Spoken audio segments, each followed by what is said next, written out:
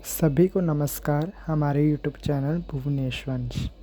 आज हम अपनी हिंदी ऑनर्स पंचम सेमेस्टर की इकाई 2 के कवि रघुवीर सहाय का जीवन परिचय, उनकी कृतियाँ तथा उनकी साहित्यिक विशेषताओं को जानेंगे और इसी के साथ हम पाठ्यक्रम में लगी रघुवीर सहाय द्वारा रचित कविता रामदास को सप्रसंग व्याख्यायित करेंगे।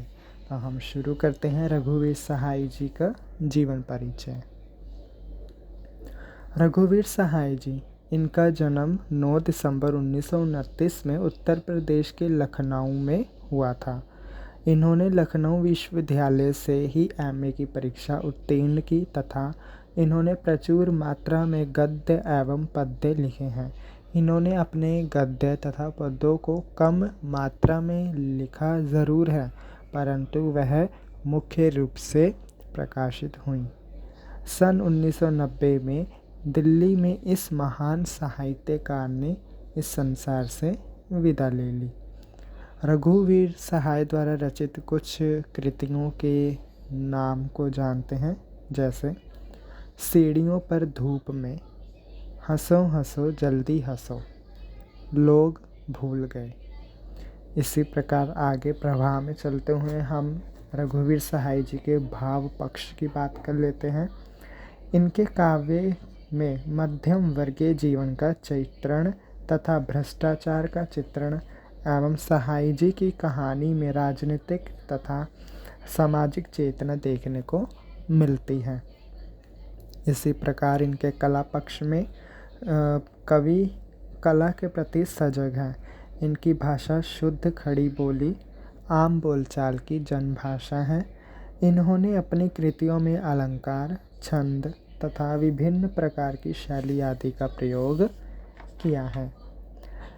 इन रघुवीर सहाय जी की काव्यगत विशेषताओं को जानते हुए कह सकते हैं, इनकी कविताओं में यथार्थवाद का चित्रण स्फुटता है। व्यंग्यात्मक इनकी शैली है। समाज की चिंता में जो समाज, आधुनिक समाज की यह चिंता के ऊपर अपनी कविताओं को लिखते हैं, जैसे अकेलापन, तनाव, नैतिक पतन हो रहा है हमारे आधुनिक समाज का, संवेदनहीनता, स्नेह की अनुभूति ही नहीं रह गई। तो इस प्रकार के समाज की चिंता रघुवीर सहाय को सताती है। यह केवल ना समाज अर्थात नारी विशेष पर, नारी विमर्श के ऊपर भी अपनी कविताओं को रचते हैं। हमारे पाठ्यक्रम में 2 कविताएं लगी हैं, रामदास तथा दयावती का कुनबा। रामदास कविता आधुनिक समाज की चिंता के ऊपर कटाक्ष व्यंग करते हुए ही इन्होंने लिखी है तथा दयावती का कुनबा नारी विमर्श के ऊपर रचित इनकी कविता है। राजनीतिक चेतना हमको इनकी दिखाई पड़ती है और हम आम आदमी का दर्द इनकी कविताओं में साफ झलकता है। भाषा शैली की यदि बात करें, साधारण और जनभाषा का प्रयोग है। आम बोलचाल की भाषा, व्यंग्यात्मक शैली, प्रभावी संवाद शैली, विनोद और कटाक्ष की भावना, जहाँ पर यह राजनीतिक के आगे विनोद करते हैं वहीं पर कटाक्ष भी करते हैं। लाक्षणिकता तथा प्रतीकात्मकता, काल्पनिकता इनकी कविताओं में अधिकतम है। लयात्मकता इनकी कविताओं में सर्वश्रेष्ठ है। इसी प्रकार से हमने अभी रघुवीर सहाय जी का जीवन परिचय, उनकी कृतियाँ तथा काव्यगत विशेषताओं और कुछ भाषा पर हमने बात की। अब हम अपने पाठ्यक्रम में लगी हुई कविता रघुवीर सहाय द्वारा रचित इनकी प्रमुख कविता है रामदास, उसको हम जानेंगे। रामदास कविता इनकी एक प्रकार काल्पनिक कविता है। जो रामदास है, इस कविता में काल्पनिक चरित्र है जिसके ज़रिए इन्होंने पतन उन्मुख समाज की ओर कटाक्ष व्यंग किया है। हम कविता को एक बार पढ़ लेते हैं, फिर उसकी हम सप्रसंग व्याख्या करेंगे।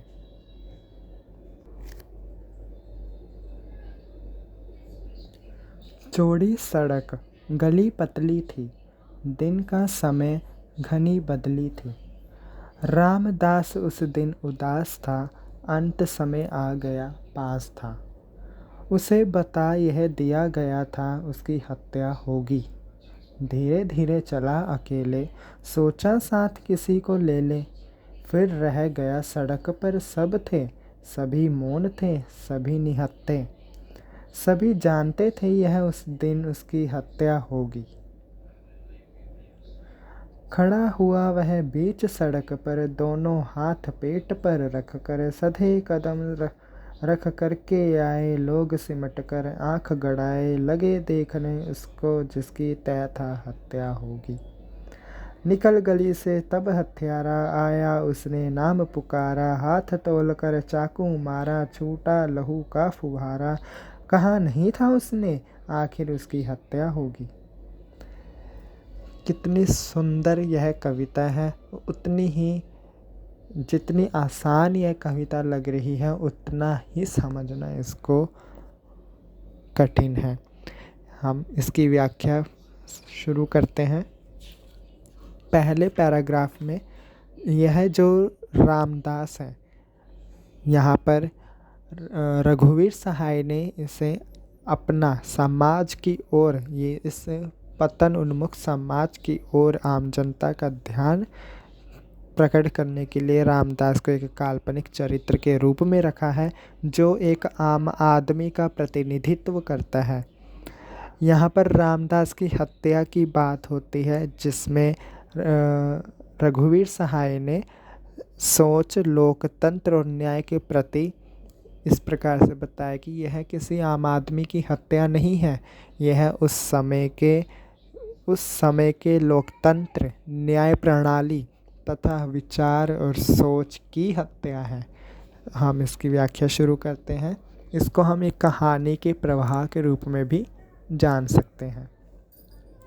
चौड़ी सड़क गली पतली थी, कि यहाँ पर कहा है कि रामदास का जो घर है, जहाँ पर एक प्रकार से रिक्शे वगैरह लगे होते हैं, वहाँ पर जो सड़क थी वो चौड़ी सड़क थी, परंतु उस सड़क के अंदर की ओर जो गली जा रही थी वहाँ पर रामदास का घर था। वह एक मध्यम वर्गीय परिवार से ताल्लुक़ रखता था और अकेला था। दिन का समय था, घनी बदली थी, कि उस समय जो समय था वो बिल्कुल साफ था। रामदास उस दिन उदास था, लेकिन पता नहीं क्यों रामदास उस दिन उदास था। वह कुछ बीमार था। अंत समय आ गया पास था, कि उससे इस बात का डर था कि उसका जो अंत समय है वह पास में आ गया है, और यह बात उसे हत्यारे ने बता दी थी। यह हत्यारा और कोई नहीं, एक समाज है, पतन उन्मुखी समाज है, जिसकी ओर रघुवीर सहाय इस आम जनता का, इस लोकतंत्र, इस तंत्र प्रणाली का ध्यान आकर्षित करते हैं। उसे बता यह दिया गया था कि उसकी हत्या होगी। रामदास एक डरा हुआ पात्र उस समय था कि उसे बता दिया गया था कि उसकी हत्या होगी। उसका अंत समय पास आ चुका था। धीरे धीरे चला अकेले। वह धीरे धीरे अकेला चल रहा था और साथ में उसने सोचा कि मैं किसी को अपने साथ ले लूं, लेकिन उसने सोचा कि अंत समय पास है और वहीं पर वो ठहर गया और सड़क पर अकेला ही चलने लगा। फिर रह गया सड़क पर सब थे, सभी मौन थे, सभी निहत्थे। कि आम जनता को तो किसी प्रकार का भय नहीं रहता। यदि कोई बड़ा नेतागण हो तो उसके साथ 4 बॉडीगार्ड्स होंगे, उसके साथ कुछ हथियार भी होंगे, परंतु आम नागरिक को, आम जनता को हथियारों की ज़रूरत नहीं है। तो इस प्रकार से लिखा कि सड़क पर तो सब थे, सभी मौन थे, अपने कार्यों में मगन थे सब, लेकिन इसी प्रकार से सभी निहत्थे थे। निहत्थे मतलब शस्त्रहीन। किसी के भी पास, आम जनता के पास तो शस्त्र अस्त्र होंगे नहीं। सभी जानते थे यह उस दिन उसकी हत्या होगी। रामदास को हत्यारे ने पहले से ही अवज्ञा करवा दिया था कि उसकी हत्या होगी। खड़ा हुआ वह बीच सड़क पर, रामदास वहीं पर बीच सड़क में खड़ा हुआ था। दोनों हाथ उसने अपने पेट पर रखे हुए थे कि सुबह से उसने एक अन्न का दाना ग्रहण नहीं किया था। उस समय इसकी स्थिति। सधे कदम रख करके आए लोग सिमट कर आँख गड़ाए। रामदास को सभी लोग देख रहे थे कि जिसकी कुछ ही समय में हत्या होगी। लगे देखने उसको जिसकी तय था हत्या होगी। निकल गली से तब हत्यारा आया, उसने नाम पुकारा उस तरह। उस समय इस हत्यारे को इस प्रकार से रघुवीर सहाय ने प्रकट किया है कि हत्यारा इतना निर्भय था कि वो सामने से आया, गली से निकला और उसने पूरी जनता के बीच, पूरी सड़क के बीच जो लोग खड़े थे उसके बीच में आकर पूछा कि रामदास कौन है। पूरा निर्भय होकर उसने पुकारा रामदास कौन है और हाथ तोल कर चाकू मारा। हाथ तोल कर अर्थात पूरा जनता के बीच में चाकू पकड़ के हाथ पीछे करके देखा कि कितनी दूरी से मैं वार करूं कि इतना उसके पेट में चाकू खुबे, और कितना पास से रखो कि उसके पेट में चाकू जाए।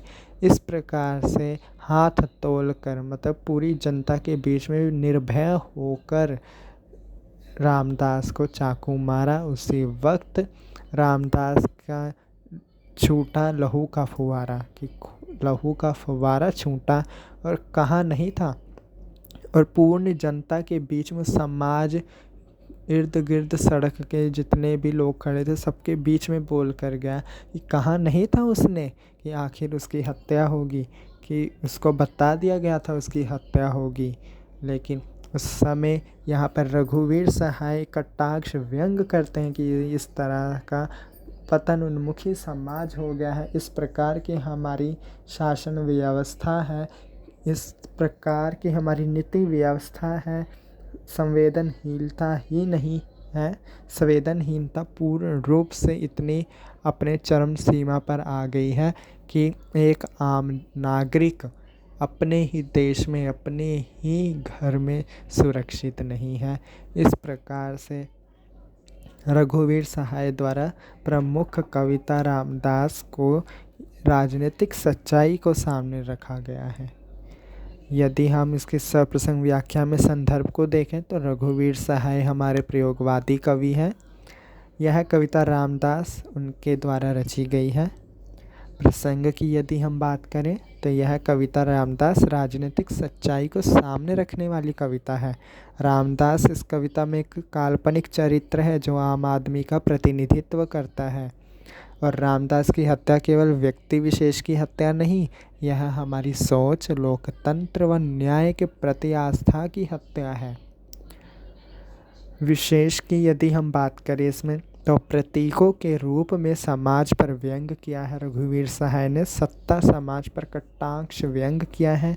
नैतिक पतन की ओर हमारा इशारा है कि किसी में भी उचित अनुचित औचित्य की तो भावना रह ही नहीं गई है। साफ और स्पष्ट आम बोलचाल की भाषा के रूप में रघुवीर सहाय ने इस कविता को प्रकट किया है अपने आधुनिक भाषा के रूप में। सुंदर अभिव्यक्ति है, लयात्मकता इतनी सुंदर है जिसको हम जान सकते हैं, और प्रभावी संवाद शैली है। इसी प्रकार से हमारी यह कविता पूर्ण रूप से समाप्त होती है। इसको जितना पढ़ना, जितना समझना आसान था, उतनी ही कठिन कविता है। तो हम आपसे विदा लेते हैं। इसी प्रकार से हम जल्दी मिलेंगे रघुवीर सहाय जी की दूसरी कविता दयावती का कुनबा, जो कि इन्होंने स्त्री विमर्श के ऊपर इस कविता को रचा है। धन्यवाद।